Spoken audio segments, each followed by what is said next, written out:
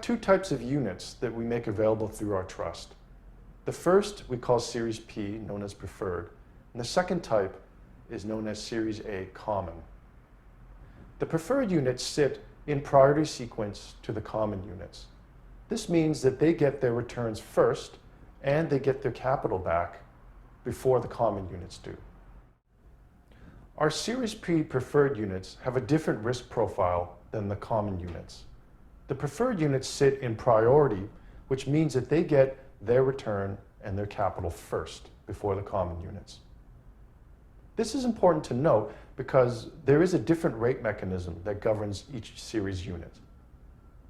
The preferred units get a fixed rate of return of 6%, which resets every January the 1st to the Government of Canada 2-year bond rate plus 480 basis points.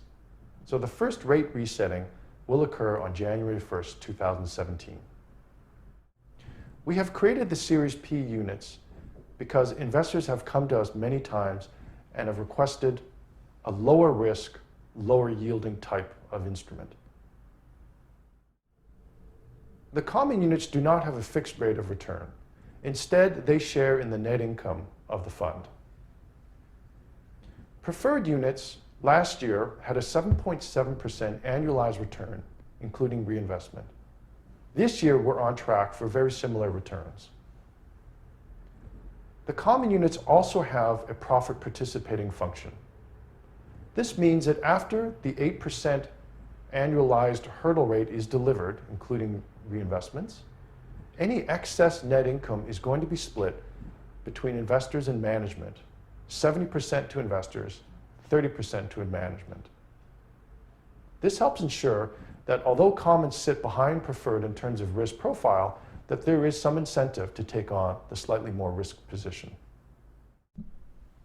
To help maximize returns for our investors, we have three types of value-added strategies that we also utilize.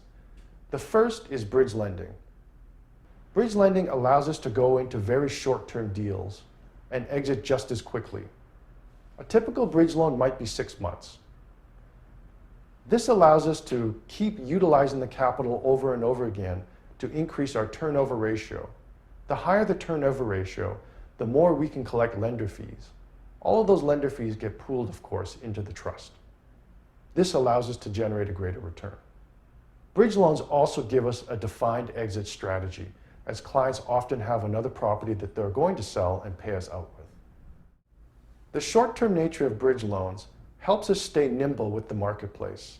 Because these loans are on such a short-term basis, we can move our loans and follow the marketplace as changes occur. The second type of value-added loan we do are those to foreign borrowers. You've definitely heard a lot about foreign borrowers in the news.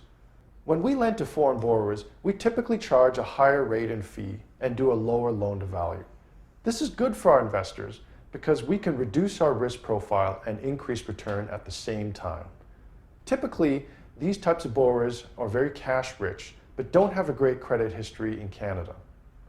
This means that they will typically buy very urban and very liquid properties with a high percentage of a down payment. The third type of value-added strategy we have are lines of credit. These lines of credit, usually in first or second positions on homes, are very important to a lot of people. A lot of people use these types of loans to help finance renovations on their property or possibly invest in their business.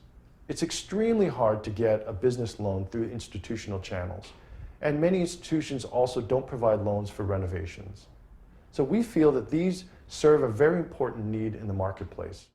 It's also important to note that these loans typically do not have a full utilization of capital from day one. An example would be a loan that we might do for a $300,000 line of credit where a client might take down $100,000 to start and then take the other advances as they need the funds. This is good for us because we charge the full fee right up front, but we don't have to advance all the capital up front. This is good for the borrower because the borrower doesn't have to pay interest rate on the whole loan amount. Instead, they just pay the interest rate on the amounts that they advance. So it's a win-win situation for us and the borrowers. When we look at all the aspects of our mortgage trust business, from how we do loans and how we select them, to the structure of our equity capital and how we have subordinated positions that sit behind everybody by the founders. We come to the conclusion that we have created, we believe, an ideal investment structure for those people who are looking to have some exposure in lending and in real estate, but are also looking for higher yields. We believe that by having a two-tiered structure of equity capital, we can satisfy what our clients' demands are with respect to risk positioning and superior performance.